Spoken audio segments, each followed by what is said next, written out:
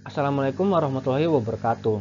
Salam sejahtera bagi kita semua. Perkenalkan, nama saya Bayu Carko, mahasiswa Magister Manajemen Fakultas Ekonomi dan Bisnis Universitas Gadjah Mada.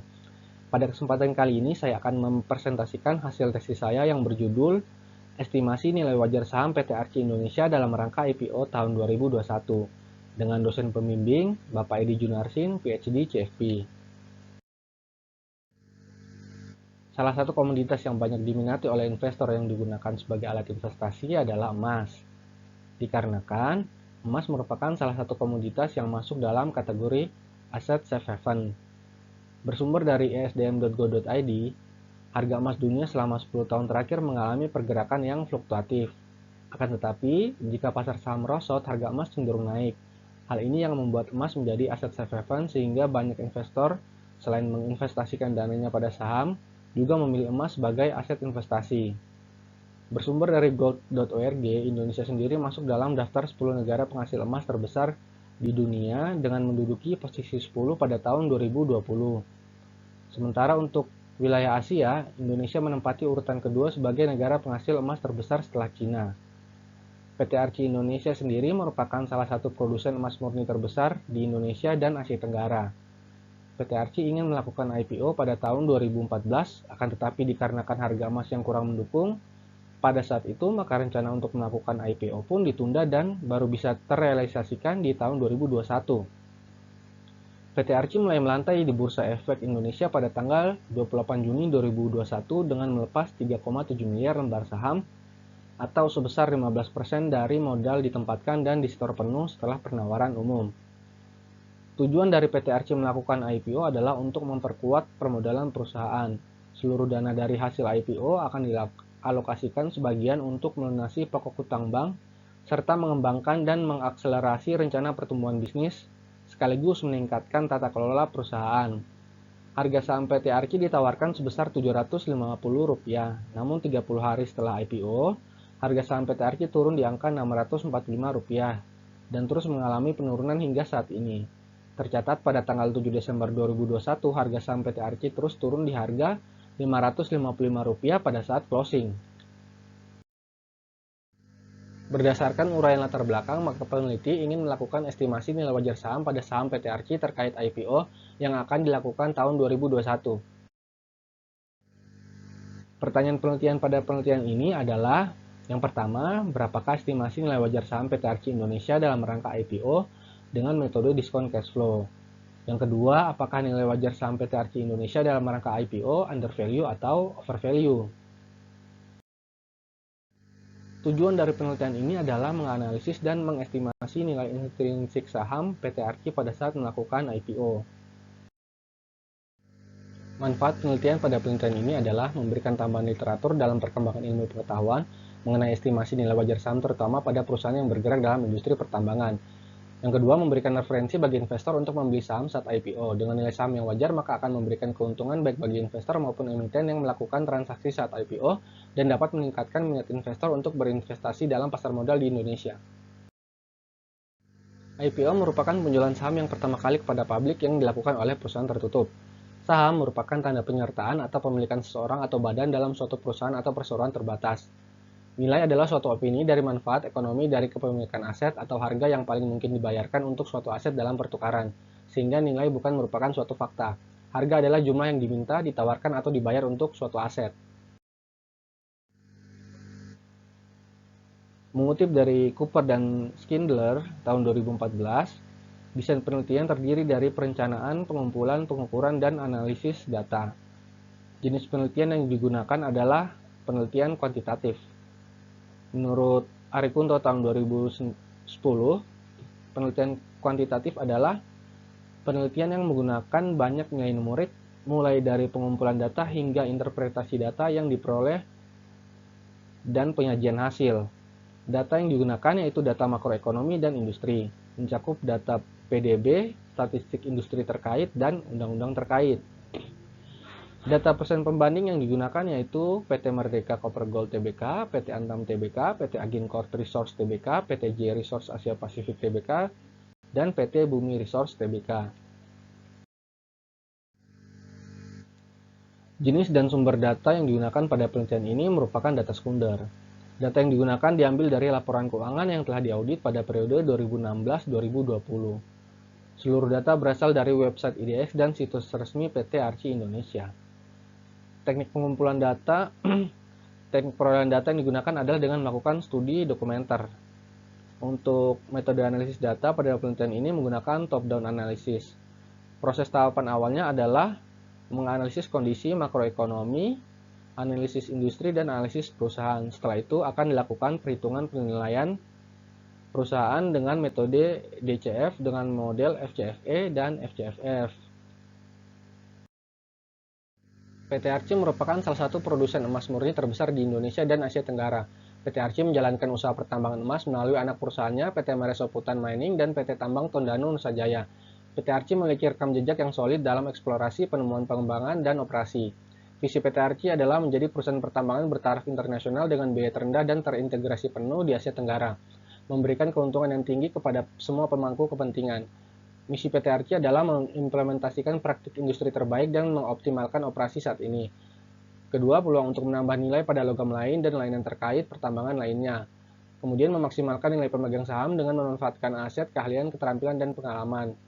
Membina pengembangan karyawan, mata pencarian masyarakat sekitar, serta kepedulian lingkungan. Dan terakhir, memastikan tata kelola perusahaan yang baik dalam segala hal yang dilakukan perusahaan. Berdasarkan data dari BPS, laporan perkembangan PDB triwulan pertama 2020 tumbuh sebesar 2,97%. Di triwulan kedua, tingkat PDB Indonesia mengalami penurunan sebesar 5,3%. Pertumbuhan ekonomi Indonesia di triwulan ketiga tahun 2020 masih terkontraksi sebesar 3,49%. Pada triwulan keempat tahun 2020, pertumbuhan ekonomi Indonesia masih mengalami penurunan sebesar 2,19%. Di triwulan pertama tahun 2021, perekonomian Indonesia terkontraksi sebesar 0,74%. Di triwulan kedua tahun 2021, setelah menghadapi masa pandemi selama setahun, PDB Indonesia rebound sebesar 7,1%. Berdasarkan data dari Bank Indonesia, laju pertumbuhan inflasi tahun 2020 diketahui sebesar 1,68%. Rendahnya laju inflasi di tahun 2020 mengindikasikan adanya penurunan daya beli masyarakat. Penurunan daya beli masyarakat terjadi karena adanya pandemi COVID-19 yang melanda Indonesia pada awal tahun 2020 dan adanya kebijakan pembatasan sosial berskala besar atau PSBB yang dilakukan pemerintah Indonesia untuk mencegah terjadinya penyebaran virus.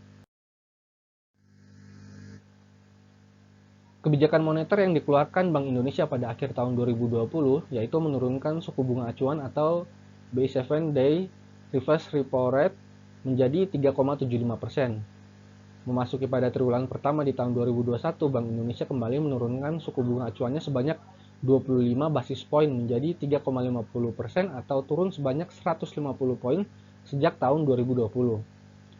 Pada triwulan kedua, BI masih mempertahankan suku bunga acuan BI 7-day reverse repo rate pada tingkat 3,50%. Hal ini dilakukan demi menjaga stabilitas nilai tukar rupiah karena kondisi pasar keuangan global yang belum stabil akibat meningkatnya penyebaran virus COVID-19 dan munculnya varian baru.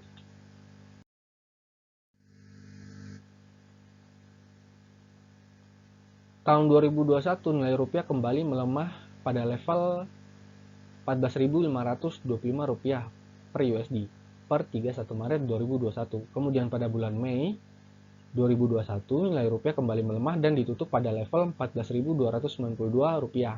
Hal ini disebabkan adanya rencana pengurangan stimulus moneter dan meningkatnya suku bunga acuan yang dilakukan The Fed dalam rangka pemulihan ekonomi Amerika Serikat. Dari sisi internal, pelemahan rupiah dikarenakan pemberlakuan pembatasan kegiatan masyarakat atau PPKM oleh pemerintah untuk menekan penyebaran COVID-19 yang berdampak pada penurunan aktivitas perekonomian domestik. Pada analisis industri, peneliti menggunakan analisis 5 force atau analisis 5 kekuatan.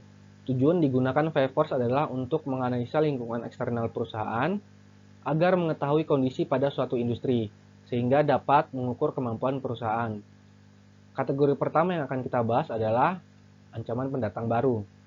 Pertambangan emas merupakan salah satu industri yang memiliki hambatan masuk yang tinggi dikarenakan besarnya modal yang dibutuhkan untuk biaya operasional dan regulasi pemerintah yang cukup ketat untuk mendapatkan izin pertambangan.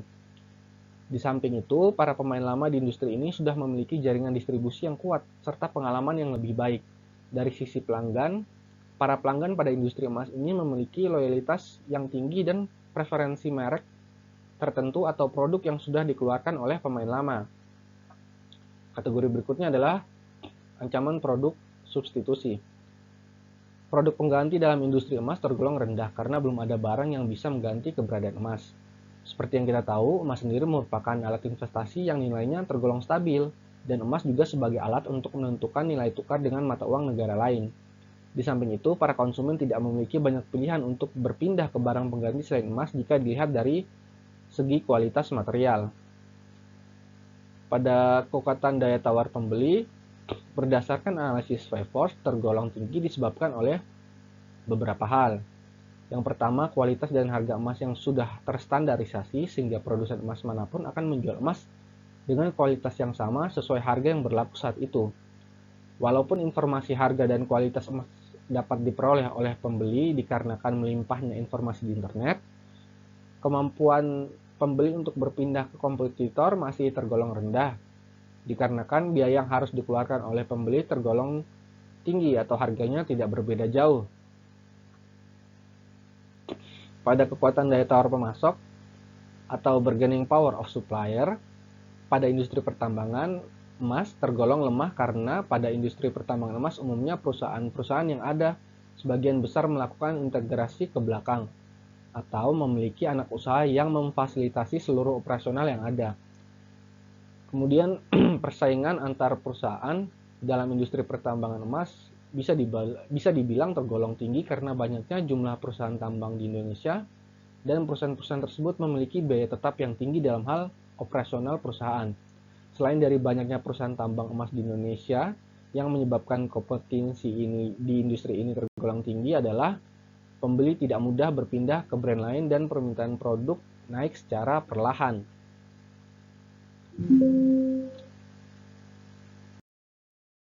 Pada analisis laporan keuangan perusahaan, peneliti menggunakan analisis common size pada laporan neraca dan laporan laba rugi. Pada laporan neraca diketahui bahwa total aset lancar mengalami penurunan dari tahun ke tahun. Penurunan tersebut disebabkan menurunnya piutang kepada pihak berelasi. Pada akun aset tidak lancar terjadi peningkatan dari tahun ke tahun.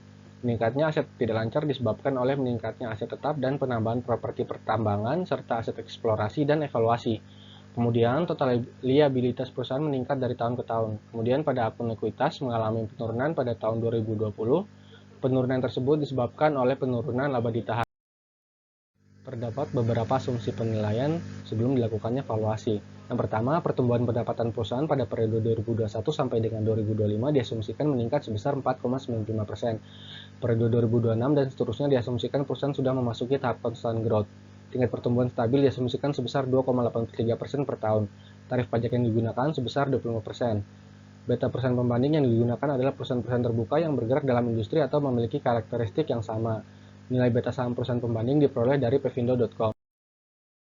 Dalam melakukan proyeksi FCFE digunakan rumus FCFE, yang dimana net income dikurangin capex dikurangin perubahan net working capital ditambah perubahan hutang, maka akan didapat hasil proyeksi FCFE dari tahun 2021 sampai 2025. Kemudian setelah itu dilakukan perhitungan terminal value. Data yang digunakan merupakan angka proyeksi FCFE tahun 2026 dan angka stable growth sebesar 2,86% dan besaran cost of equity sebesar 7,36%, sehingga didapat angka terminal value sebesar 49 triliun. Setelah angka terminal value diketahui, dilakukan perhitungan nilai ekuitas per lembar saham. Berdasarkan tabel, diketahui nilai ekuitas per lembar saham dengan model FCFE sebesar 1.670.